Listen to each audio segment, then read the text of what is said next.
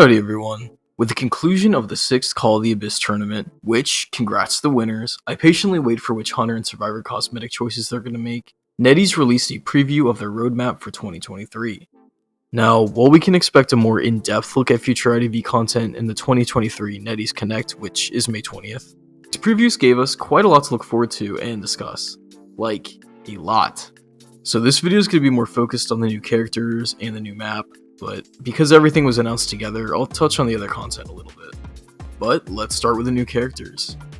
So first joining the Manor is the cheerleader Lily Barriere.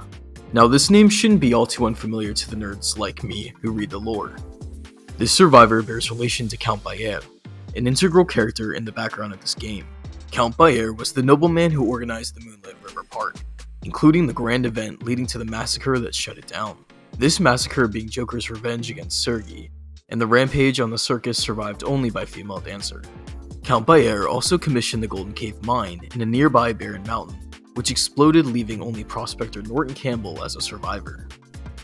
Other minor appearances in the lore, Barriere seems to have commissioned art from painter Edgar Valden, recommended Percy to a royal society, commissioned First Officer's pocket watch, and the name is connected to the clerk's law firm, wherein lawyer Freddie Riley signed away his possessions in pursuit of finding Lydia Jones, aka the Doctor, who oversaw his wife's death. Although this Barriere may not be the same person as the Count, but if not, they're undoubtedly related.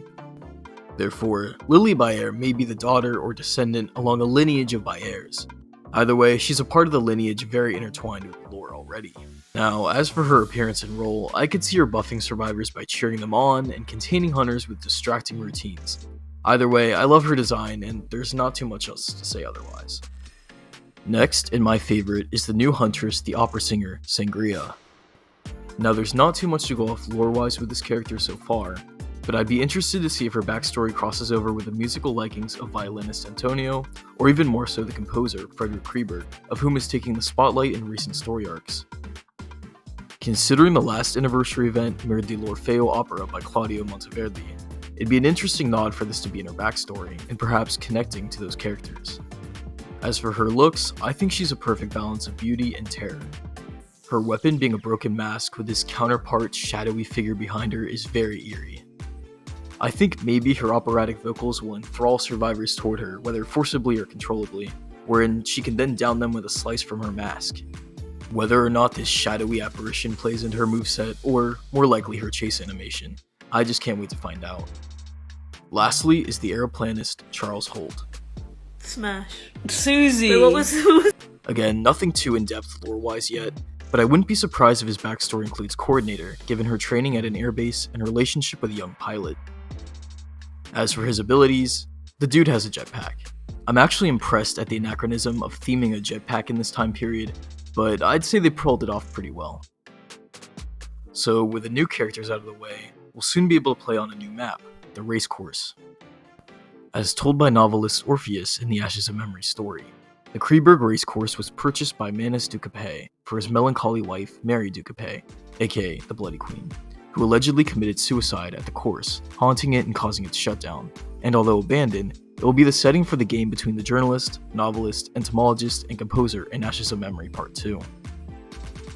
Now, as for other announcements, we'll see a new prop hunt type game mode coming to Identity called Hide and Seek, wherein a hunter seeks to destroy player-possessed objects in the manor.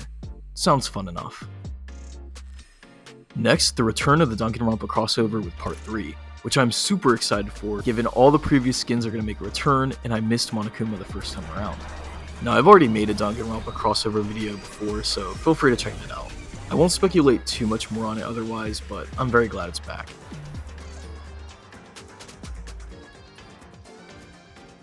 Now the Mitsuji Kamata crossover for Perfumer, Mercenary, and Sculptor all look very cute. Still, Soul Weaver is my fave so far, but I like the skin line.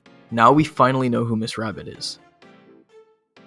And lastly, a colorblind accessibility mode, which is always good. Glad to see NetEase acknowledging and incorporating accessibility.